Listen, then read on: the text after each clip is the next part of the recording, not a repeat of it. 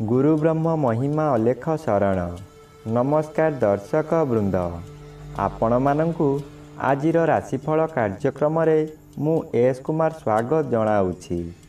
प्रतिदिन निजर राशिफल जानिबा पाई गुरुकृपा यूट्यूब चैनल को सब्सक्राइब करंतु और पाखरे थिबा बेल आइकन को प्रेस करी ऑल नोटिफिकेशन ऑन करी दियंतु, जहा फଳରେ आमे जेतेबेले वीडियो अपलोड करिवो प्रथमे आपण वीडियो देखि पारिबे। आमर यही वीडियो रे आपण संपूर्ण पंचांग सहित मेष ठारू मीन पर्यंत 12 गोटी राशिर राशिफल विषय रे जानि पारिबे। वीडियो को दयाकरी शेष पर्यंत देखंतु। वीडियोटी भल लागिथिले वीडियो को लाइक करंतु एवं आपणक प्रियजन पाखु शेयर करी जणांतु। एबे आसंतु जानिबा आज दिनर संपूर्ण पंचांग विषय। आज इंग्राजी 2026 मसीहा जुलाई मास 16 तारीख गुरुवार। दिल्ली स्वराब्दा सन 1433 साल। स्वाधीन भारताब्द 79 वर्ष। महिमाद 199 वर्ष। उत्कल गजपति श्री श्री गजपति दिव्यसिंह देव महाराजांकर 69 अंक। सौरस्व आषाढ़ मास 32 दिन। चांद्रमते आषाढ़ शुक्ल पक्ष द्वितीया तिथि दिवा 10 घंटा 57 मिनिट पर्यंत। एहापरे तृतीया तिथि। आजिर सूर्योदय विरजा क्षेत्र को 5 घंटा 13 मिनिट। मिथुन लग्न 5 दंड 19 लिथा गते उदय। आजिर सूर्यास्त विरजा क्षेत्र को 6 घंटा 27 मिनिट। धनु लग्न 5 दंड 8 लिथा गते अस्त।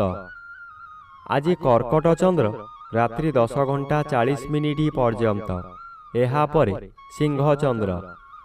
अश्लेषा नक्षत्र रात्रि 10 घंटा 40 मिनिट पर्यंत। आज जन्मित शिशुर कर्कट राशि विप्रवर्ण दानवगण। रात्रि 10 घंटा 40 मिनिट गते सिंह राशि क्षत्रिय वर्ण दानवगण। आज मृत व्यक्तिर दिवा 10 घंटा 57 मिनिट मध्य एक पाद पुष्कर दोष। निषिद्ध खाद्य आज दिवा 10 घंटा 57 मिनिट मध्य बोईतालु भोजन निषेध अटे। एहापरे पोटल भोजन निषेध अटे। आजिर अमृत जोग अपराह्न 3 घंटा 47 मिनिट गते 6 घंटा 21 मिनिट मध्य। रात्रि 7 घंटा 9 मिनिट गते 9 घंटा 19 मिनिट मध्य। रात्रि 1 घंटा 9 मिनिट गते 2 घंटा 15 मिनिट मध्य एवं शेष रात्रि 3 घंटा 42 मिनिट गते 5 घंटा 14 मिनिट मध्य। आजिर महेंद्र जोग प्रातरु प्रातः 6 घंटा 8 मिनिट मध्य एवं दिवा 9 घंटा 40 मिनिट गते 11 घंटा 27 मिनिट मध्य। आजिर काल बेला एवं 12 बेला अपराह्न 3 घंटा 12 मिनिट गते 6 घंटा 27 मिनिट मध्य। आजिर काल रात्रि रात्रि 11 घंटा 52 मिनिट गते 1 घंटा 21 मिनिट मध्य। आजिर राहु काल मध्याह्न 1 घंटा 30 मिनिट ठारू अपराह्न 3 घंटा मध्य। आजिर घात चंद्र नाही। मीन राशिर घात नक्षत्र दिवा 10 घंटा 57 मिनिट मध्य धनु राशि और मीन राशिर घात तिथि। तुला राशि और कुंभ राशिर घात बार। प्रिय बंधुगण, एबे आसंतु जानिबा मेष ठारू मीन पर्यंत 12 गोटी राशिर राशिफल विषय रे। राशिचक्र प्रथम राशि मेष राशि। आज मेष राशि जन्मित व्यक्ति मानक सकाशे चतुर्थ स्थान रे चंद्र गोचर करुथिबारु अशुभ फल मिलिब। आज आपण काहारी प्ररोचना रे पड़ी बहुत स्थान को भ्रमण करिबाकु जिबे। आपणकर संचित धनमान अजथारे खर्च करिबे। चतुर्थ गृह विद्यागृह और मातृगृह होइथिबारु विद्यार्थी माने विद्या पठन रे दुर्बल रहिबे। मातांकर शरीर असुस्थ रहिबो। थंडा काश आदि लागी रहिबो। आपणकर दुख परे दुख माड़ी आसिबो। एबे आसंतु जानिबा ରାଶିଚକ୍ରର ଦ୍ୱିତୀୟ ରାଶି ବୃଷ ରାଶି ବିଷୟରେ। ଆଜି ବୃଷ ରାଶି ଜନ୍ମିତ ବ୍ୟକ୍ତିମାନଙ୍କ ସକାଶେ ତୃତୀୟ ସ୍ଥାନରେ ଚନ୍ଦ୍ରଗୋଚର କରୁଥିବାରୁ ଶୁଭ ଫଳ ମିଳିବ। ତୃତୀୟ ଚନ୍ଦ୍ର ବଳବାନ ଚନ୍ଦ୍ର।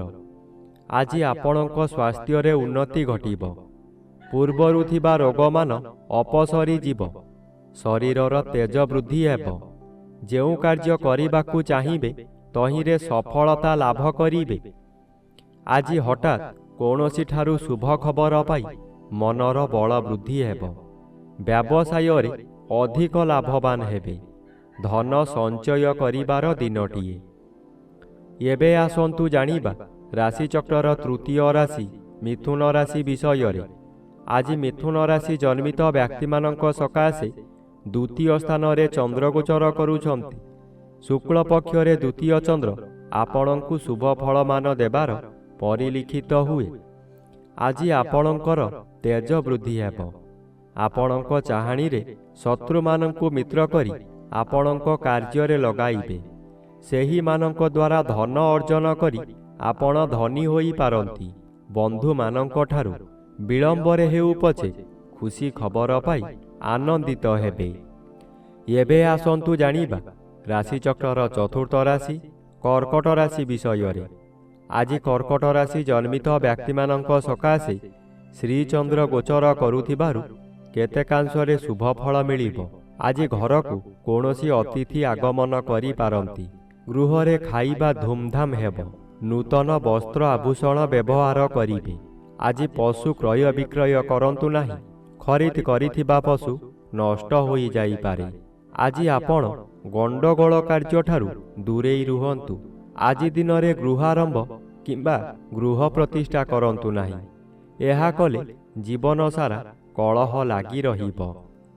ଏବେ ଆସନ୍ତୁ ଜାଣିବା ରାଶିଚକ୍ରର ପଞ୍ଚମ ରାଶି ସିଂହ ରାଶି ବିଷୟରେ। ଆଜି ସିଂହ ରାଶି ଜନ୍ମିତ ବ୍ୟକ୍ତିମାନଙ୍କ ସକାଶେ ଦ୍ୱାଦଶ ସ୍ଥାନରେ ଚନ୍ଦ୍ରଗୋଚର କରୁଛନ୍ତି। ଦ୍ୱାଦଶ ଚନ୍ଦ୍ର ଗୋଚରରେ ଭ୍ରମଣ ସମୟରେ ବ୍ୟକ୍ତିଙ୍କୁ ତାଙ୍କ କରିଥିବା କର୍ମର ଫଳ ମିଳେ। ଏହି ସମୟରେ ଆପଣଙ୍କର ବିଭିନ୍ନ ସମସ୍ୟାମାନ ମୁଣ୍ଡ ଟେକିବ। ଏହା ଆପଣଙ୍କର ଜୀବନର ଆୟକୁ ପ୍ରଭାବିତ କରିବ। ପରିବାର ବ୍ୟକ୍ତି ଓ ସହକର୍ମୀ ବ୍ୟକ୍ତିମାନେ ଆପଣଙ୍କର ଶତ୍ରୁ ସଦୃଶ୍ୟ ଲାଗିବେ। ସ୍ୱାମୀ ସ୍ତ୍ରୀଙ୍କ ମଧ୍ୟରେ ମାନ ମନାନ୍ତର ଘଟିବ। ଆଜି ନିଜର ପାଦପୀଡ଼ା ମଧ୍ୟ ହୋଇପାରେ, ଯାହାଦ୍ୱାରା କୌଣସି କାର୍ଯ୍ୟ କରିବାକୁ ମନରେ ଆଗ୍ରହ କମିଯିବ। ଏବେ ଆସନ୍ତୁ ଜାଣିବା ରାଶିଚକ୍ରର ଷଷ୍ଠ ରାଶି କନ୍ୟା ରାଶି ବିଷୟରେ। ଆଜି କନ୍ୟା ରାଶି ଜନ୍ମିତ ବ୍ୟକ୍ତିମାନଙ୍କ ସକାଶେ ଏକାଦଶ ସ୍ଥାନରେ ଚନ୍ଦ୍ରଗୋଚର କରୁଛନ୍ତି। ଏକାଦଶ ଚନ୍ଦ୍ର ବଳଶାଳୀ ଚନ୍ଦ୍ର। ଆଜି ଆପଣଙ୍କୁ ଅଚାନକ ଶୁଭ ଖବର ମିଳିବ। ବ୍ୟବସାୟୀମାନେ ଏହି ସମୟରେ ଆଶାଠାରୁ ଅଧିକ ଲାଭବାନ ହେବେ। ପୂର୍ବରୁ ଯେଉଁ କାର୍ଯ୍ୟ ସକାଶେ ଆପଣ ଅପେକ୍ଷା କରି ହତାଶ ହୋଇଥିଲେ, ସେ କାର୍ଯ୍ୟ ଆଜି ପୂରଣ ହୋଇଯିବ। ଆଜି ପରିବାର ମଧ୍ୟରେ ସ୍ୱାଦିଷ୍ଟ ଭୋଜନ ପ୍ରସ୍ତୁତ କରିବା ସହିତ ଅତିଥି ବନ୍ଧୁମାନଙ୍କୁ ନିମନ୍ତ୍ରଣ କରି ଆପ୍ୟାୟିତ କରିପାରିବେ। ଏବେ ଆସନ୍ତୁ ଜାଣିବା ରାଶିଚକ୍ରର ସପ୍ତମ ରାଶି ତୁଳା ରାଶି ବିଷୟରେ। ଆଜି ତୁଳା ରାଶି ଜନ୍ମିତ ବ୍ୟକ୍ତିମାନଙ୍କ ସକାଶେ ଦଶମ ସ୍ଥାନରେ ଚନ୍ଦ୍ରଗୋଚର କରୁଥିବାରୁ ଶୁଭ ଫଳ ମିଳିବ। ଦଶମ ସ୍ଥାନ କର୍ମସ୍ଥାନ ହୋଇଥିବାରୁ ଆପଣ ନିଜ କର୍ମରେ ତତ୍ପର ହେବେ। ଯେଉଁ କର୍ମ କରିବାକୁ କେହି ସାହସ କରୁନଥିବେ ତାହା ଆପଣ କରି ଦେଖାଇଦେବେ। ଆପଣ ଅଧିକ ଶକ୍ତିଶାଳୀ ହୋଇ ଉଠିବେ। ମନରେ ସାହସ ବଢ଼ିଯିବ। ଗୁରୁଙ୍କର ଆଶୀର୍ବାଦ ମିଳିବ। ପୂର୍ବରୁ କରିଥିବା କର୍ମର ଫଳ ମଧ୍ୟ ଏହି ସମୟରେ ମିଳିବ। ଏବେ ଆସନ୍ତୁ ଜାଣିବା ରାଶିଚକ୍ରର ଅଷ୍ଟମ ରାଶି ବିଛା ରାଶି ବିଷୟରେ। ଆଜି ବିଛା ରାଶି ଜନ୍ମିତ ବ୍ୟକ୍ତିମାନଙ୍କ ସକାଶେ ନବମ ସ୍ଥାନରେ ଚନ୍ଦ୍ରଗୋଚର କରୁଥିବାରୁ ଶୁଭ ଫଳ ମିଳିବ। ନବମ ଚନ୍ଦ୍ର ଶୁଭ କର୍ମ କରାଇବ। ଆପଣ ଯେଉଁ କର୍ମ ପୂର୍ବରୁ ଆରମ୍ଭ କରିଥିଲେ ସେ କାର୍ଯ୍ୟ ଏହି ସମୟରେ ପୂରଣ ହୋଇଯିବ। ପୂଜାପାଠ ଓ ଗୁରୁଭକ୍ତିରେ ମନୋନିବେଶ କରିବେ। କୌଣସି ଅନୁଷ୍ଠାନରେ ବହୁ ଆର୍ଥିକ ସାହାଯ୍ୟ କରିପାରନ୍ତି। ବିଭିନ୍ନ ମହଲରୁ ପ୍ରଶଂସା ମିଳିବ। ପରିବାରର ଗୁରୁଜନମାନେ ଆଶୀର୍ବାଦ କରିବେ। ଦୈବୀ କୃପା ଠିକ୍ ସମୟରେ ମିଳିବ। ଏବେ ଆସନ୍ତୁ ଜାଣିବା ରାଶିଚକ୍ରର ନବମ ରାଶି ଧନୁ ରାଶି ବିଷୟରେ। ଆଜି ଧନୁରାଶି ଜନ୍ମିତ ବ୍ୟକ୍ତିମାନଙ୍କ ସକାଶେ ଅଷ୍ଟମ ସ୍ଥାନରେ ଚନ୍ଦ୍ରଗୋଚର କରୁଛନ୍ତି। ଅଶୁଭ ଫଳ ମିଳିବ। ଅଷ୍ଟମ ସ୍ଥାନ ଆୟୁ ସ୍ଥାନ ଓ ମାରକ ସ୍ଥାନ। ଚନ୍ଦ୍ର ଏପରି ଏକ ଗ୍ରହ ମୃତ୍ୟୁକୁ ମଧ୍ୟ ମାରିପାରେ। ଚନ୍ଦ୍ର ଅଷ୍ଟମରେ ଭ୍ରମଣ କରୁଥିବା ସମୟରେ ବହୁ ଦୁର୍ଘଟଣା ମଧ୍ୟ ଘଟାଇପାରେ, ତାହା ମାନସିକ ହେଉ କିମ୍ବା ଶାରୀରିକ। ଆଜି ନିଜକୁ ସତର୍କ ନ ରହିଲେ ନିଜ ଗୋଡ଼ରେ ନିଜେ କୁରାଢ଼ି ମାରିବା ସଦୃଶ୍ୟ ହେବ। ଏଣୁ ମନକୁ ଶାନ୍ତ ରଖନ୍ତୁ। ଆପଣଙ୍କର ବ୍ୟବହାର ଠିକ୍ ରଖନ୍ତୁ। ଏବେ ଆସନ୍ତୁ ଜାଣିବା ରାଶିଚକ୍ରର ଦଶମ ରାଶି ମକର ରାଶି ବିଷୟରେ। ଆଜି ମକର ରାଶି ଜନ୍ମିତ ବ୍ୟକ୍ତିମାନଙ୍କ ସକାଶେ ସପ୍ତମ ସ୍ଥାନରେ ଚନ୍ଦ୍ରଗୋଚର କରୁଛନ୍ତି। ଶୁଭ ଫଳ ମିଳିବ। ଆଜି ଆପଣଙ୍କ ପରିବାର ମଧ୍ୟରେ ହସ ଖୁସିର ଉତ୍ତମ ବାତାବରଣ ଆସିବ। ଏହି ସମୟରେ ଆପଣଙ୍କ ଜନ୍ମସ୍ଥାନଠାରୁ ଦୂରରୁ ଖୁସି ଖବର ମିଳିବ। ଆପଣଙ୍କର ଆୟ ବୃଦ୍ଧି ହେବ। ସ୍ୱାମୀ କିମ୍ବା ସ୍ତ୍ରୀ ଜଣେ ଅନ୍ୟ ଜଣକୁ ନିବିଡ଼ ଭାବରେ ଭଲ ପାଇବେ। ଆପଣ ଯାହା ବ୍ୟବସାୟ କରୁଛନ୍ତି ତହିଁରେ ଆଶାଠାରୁ ଅଧିକ ଆୟ ହେବ। ଭବିଷ୍ୟତ ସକାଶେ ସଞ୍ଚୟ ହେବ। ଏବେ ଆସନ୍ତୁ ଜାଣିବା ରାଶିଚକ୍ରର ଏକାଦଶ ରାଶି କୁମ୍ଭ ରାଶି ବିଷୟରେ। ଆଜି କୁମ୍ଭ ରାଶି ଜନ୍ମିତ ବ୍ୟକ୍ତିମାନଙ୍କ ସକାଶେ ଷଷ୍ଠ ସ୍ଥାନରେ ଚନ୍ଦ୍ରଗୋଚର କରୁଥିବାରୁ ଶୁଭ ଫଳ ମିଳିବ। ଷଷ୍ଠ ଚନ୍ଦ୍ର ବଳବାନ ଚନ୍ଦ୍ର।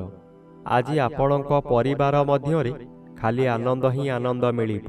ଯେଉଁ କାମରେ ହାତ ଦେବେ ତହିଁରେ ସଫଳତା ନିଶ୍ଚୟ ପାଇବେ। ବ୍ୟବସାୟ କରୁଥିବା ବ୍ୟକ୍ତିମାନେ ବ୍ୟବସାୟରେ ଆଶାଠାରୁ ଅଧିକ ଲାଭବାନ ହେବେ। ପୂର୍ବରୁ ଆପଣ କରିଥିବା ଋଣ ଏହି ସମୟରେ ପରିଶୋଧ କରିପାରିବେ। ଆପଣଙ୍କ ପାଖରେ ଅର୍ଥର ଅଭାବ ରହିବ ନାହିଁ। ଏବେ ଆସନ୍ତୁ ଜାଣିବା ରାଶିଚକ୍ରର ଦ୍ୱାଦଶ ବା ଶେଷ ରାଶି ମୀନ ରାଶି ବିଷୟରେ। ଆଜି ମୀନ ରାଶି ଜନ୍ମିତ ବ୍ୟକ୍ତିମାନଙ୍କ ସକାଶେ ପଞ୍ଚମ ସ୍ଥାନରେ ଚନ୍ଦ୍ରଗୋଚର କରୁଛନ୍ତି। ଶୁଭ ଫଳ ପ୍ରଦାନ କରିବେ। ଆଜି ଆପଣଙ୍କର ସ୍ୱାସ୍ଥ୍ୟ ଉତ୍ତମ ରହିବ। ପୂର୍ବରୁ ଯେଉଁମାନେ ହଇରାଣ ହରକତ କରୁଥିଲେ ଏବେ ଆପଣ ଶାନ୍ତିରେ ରହିପାରିବେ। ପଞ୍ଚମ ଗୃହ ଜ୍ଞାନ ଗୃହ ହୋଇଥିବାରୁ ଆପଣଙ୍କର ବିଭିନ୍ନ ଜ୍ଞାନ ବୃଦ୍ଧି ହେବ। ଆପଣଙ୍କ ଉପସ୍ଥିତ ଜ୍ଞାନ ବଳରେ ବହୁ ବଡ଼ ବଡ଼ ବିପଦରୁ ଆପଣ ମୁକୁଳି ଯିବେ। ଆଜି ଆପଣ ବହୁ କାମରେ ହାତ ଦେଇ ସଫଳ ହେବେ।